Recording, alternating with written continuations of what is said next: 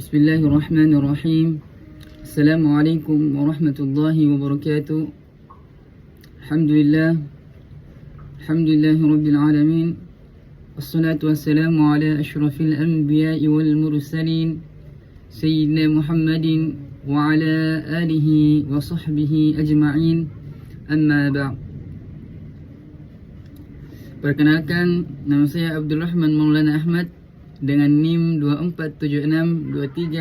2476235001 dari kelas Usuluddin Syekh, Prodi Ilmu Hadis. Tujuan saya membuat video ini untuk memenuhi tugas UAS mata kuliah Ulumul Quran. Baik, untuk mempersingkat waktu, langsung saja kita menuju kepada pembahasannya.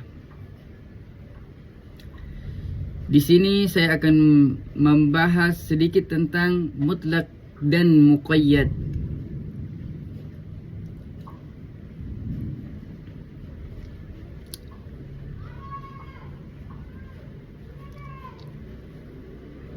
Pembagian pertama, definisi mutlak dan muqayyad.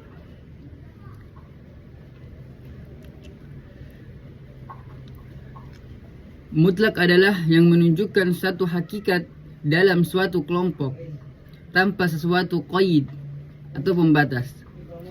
Jadi ia hanya menunjukkan kepada satu zat tanpa ditentukan yang mana dari kelompok tersebut. Lafaz mutlak ini pada umumnya berbentuk lafaz nakirah. Misalnya lafaz raqabah, seorang budak, dalam ayat fatahriru raqabatin. Di sini mencakup memerdekakan manusia yang dimiliki, yaitu budak apapun jenisnya, baik dari kalangan muslim atau kafir. Adapun muqayyad adalah lafaz yang menunjukkan suatu hakikat dengan qaid atau batasan, seperti kata-kata raqabah yang artinya budak yang dibatasi dengan iman dalam ayat fatahriru raqabatin mu'minatin. Maka hendaklah pembunuh itu memerdekakan budak yang beriman. Quran Surah An-Nisa ayat 92.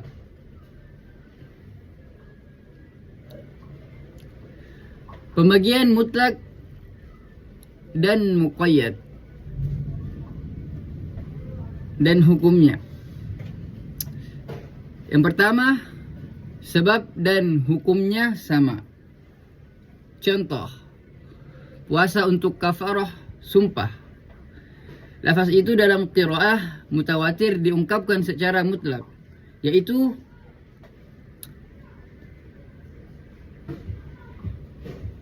seperti dalam firman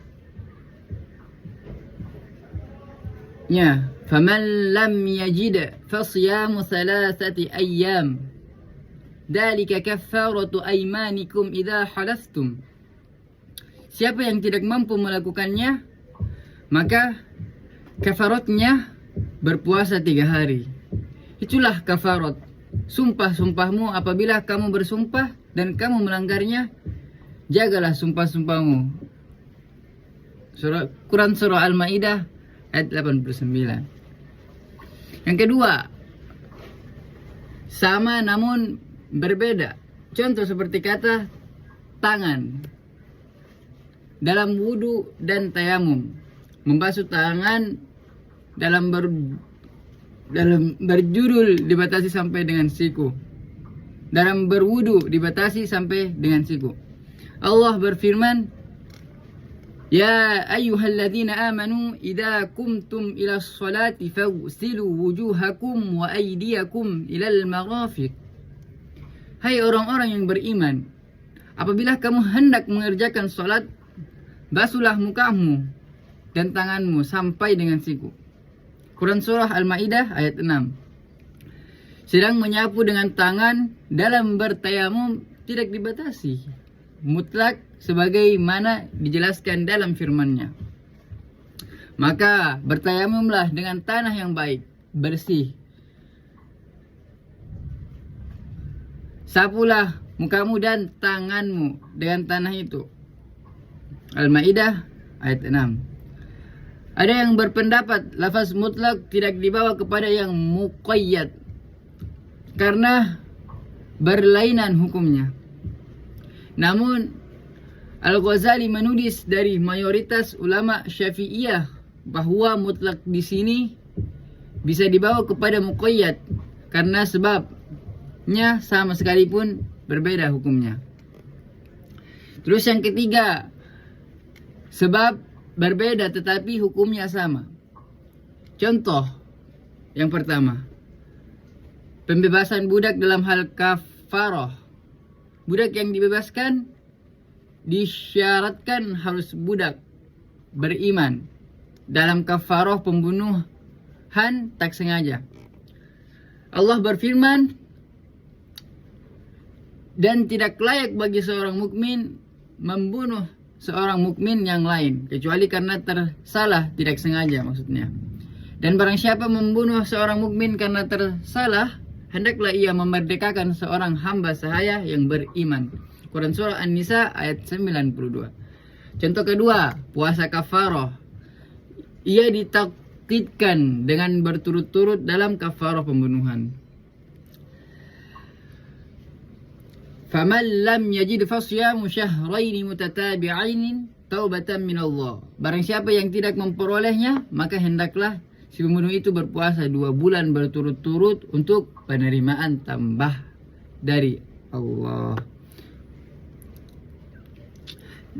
Kita lanjut yang keempat. Di sini ada sebab dan hukumnya berbeda. Contohnya, tangan dalam berwudu dan dalam pencurian. Dalam berwudu, ia dibatasi sampai dengan siku. Sedang dalam pencurian dimutlakkan, tidak dibatasi. Firman Allah Subhanahu wa taala, laki-laki yang mencuri dan perempuan yang mencuri, potonglah tangan keduanya. Itu firman dari surah Al-Maidah ayat 38. Dalam keadaan seperti ini, lafaz yang mutlak tidak boleh dibawa kepada muqayyad karena sebab dan hukumnya berlainan. Berlawanan mungkin. Dalam hal ini tidak kontradiksi sedikit pun. Ya,